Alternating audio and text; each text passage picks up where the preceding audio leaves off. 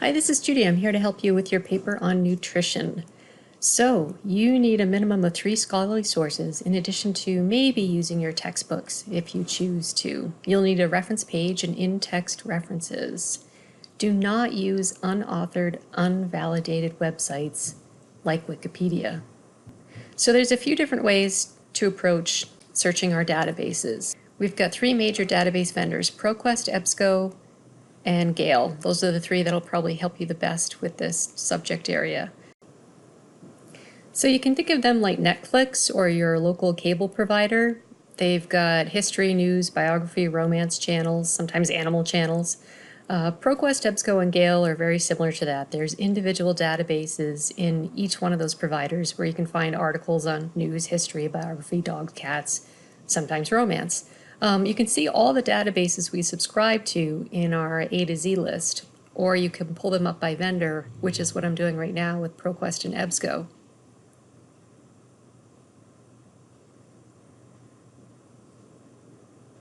So if we show all the databases that were searched in EBSCO, you'll see a list here at the top of the screen.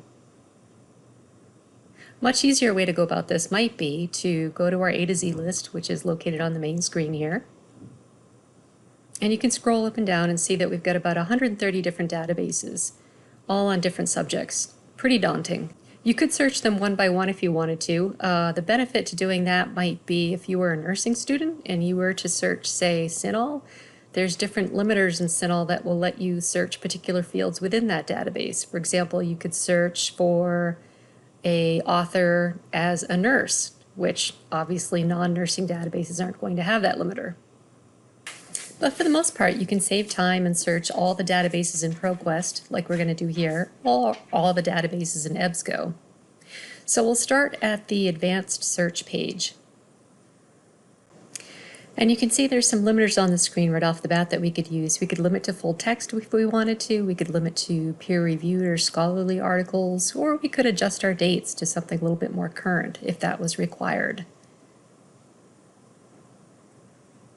But for now, I'm going to plug in a couple of terms related to my topic, which might be college students and caffeine consumption. So I'll put college students in the top box. I already have an "and" included in between the second term, which is going to be caffeine. So it's going to combine those 2 terms and give me the results that have both of those terms. And I've got about 1,000 here, which is quite a bit. So I'm going to narrow it down and search just within the abstracts, which are the summaries. So an abstract search is a narrower search and more specific than the keyword search that we started off with. And now we've got 411 results, which is a lot less than what we had before. So I'm going to modify it again, and I'm going to pick subject. So I'm going to search on subjects with these words or these terms, which should be an even narrower way to search. So we'll get less results, but they'll be more on target with what we're looking for. So that's a lot better.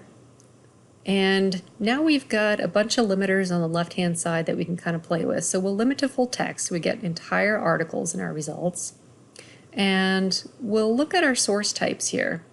There's some sources that you may want to stay away from. So we'll select this more under source types so we can see the full list.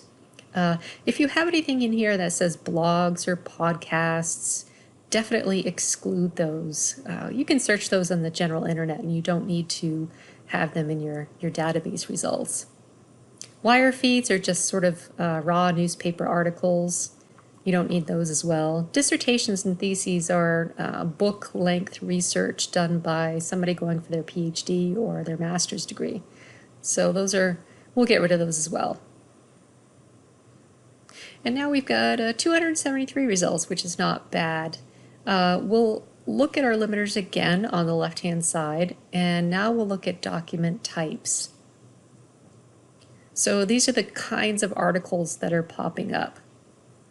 And if we look at all the document types, you definitely want to exclude anything that looks like an editorial or a commentary or a letter to the editor or a review. Those are opinions, and you certainly don't want to use those as some of your sources. So we'll exclude those here and apply.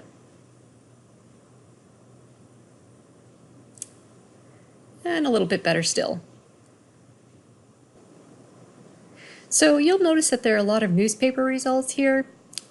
Be wary of those when you're reporting on scientific evidence. If you have a newspaper article that talks about a study, chances are you're going to find that study in a scholarly journal, and that's the one that you should be looking for.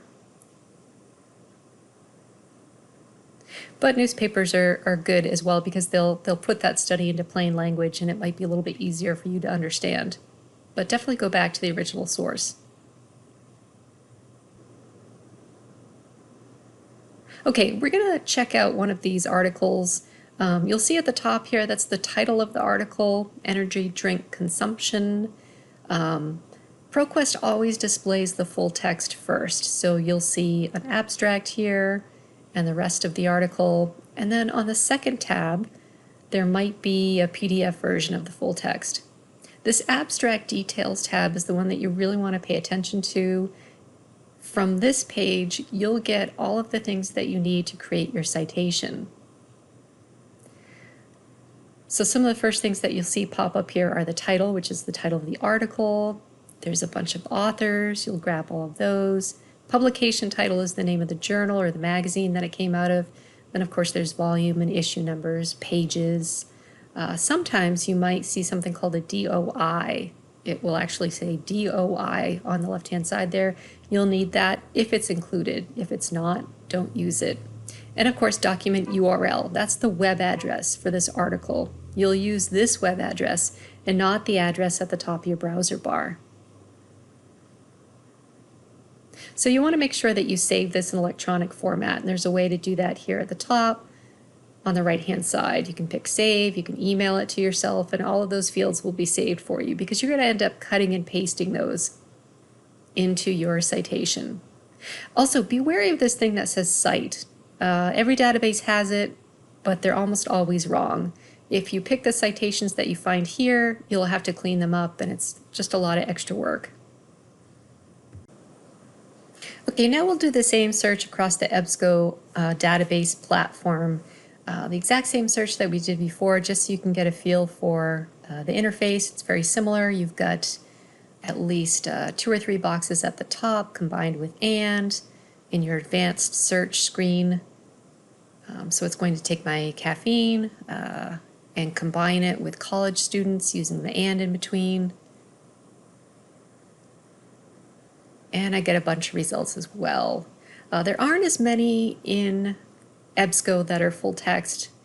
That's the difference between EBSCO and ProQuest, but know that you can always request something if you don't find it full text. So again, we'll look at our source types and make sure that you get rid of anything that looks like a podcast or a website.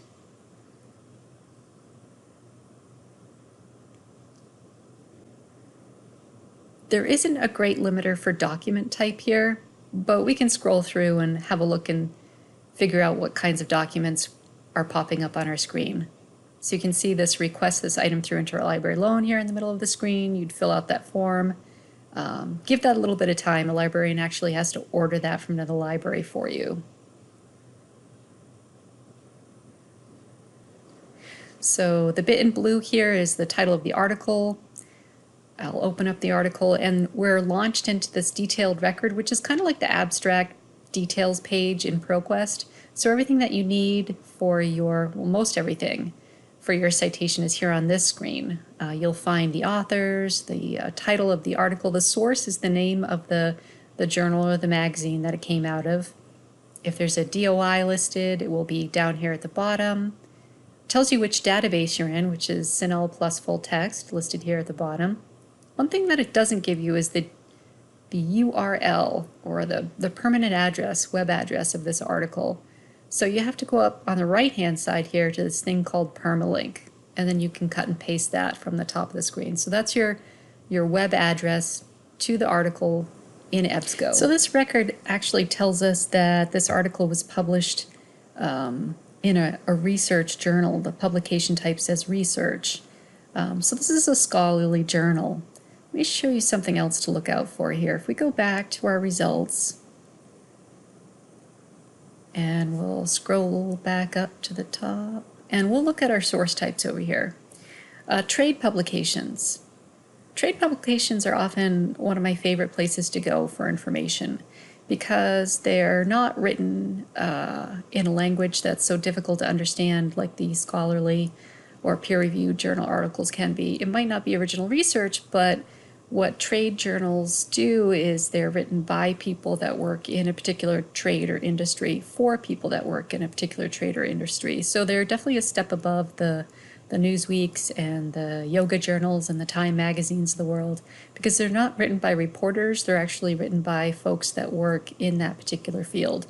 So always look out for trade journals. This one is an article published in something called Brand Week, which obviously has something to do with advertising, but those are pretty decent. All right, so we'll go back to the Learning Commons homepage. You would have saved all of those articles electronically, and then you're going to navigate over here to Noodle Tools to create your citations.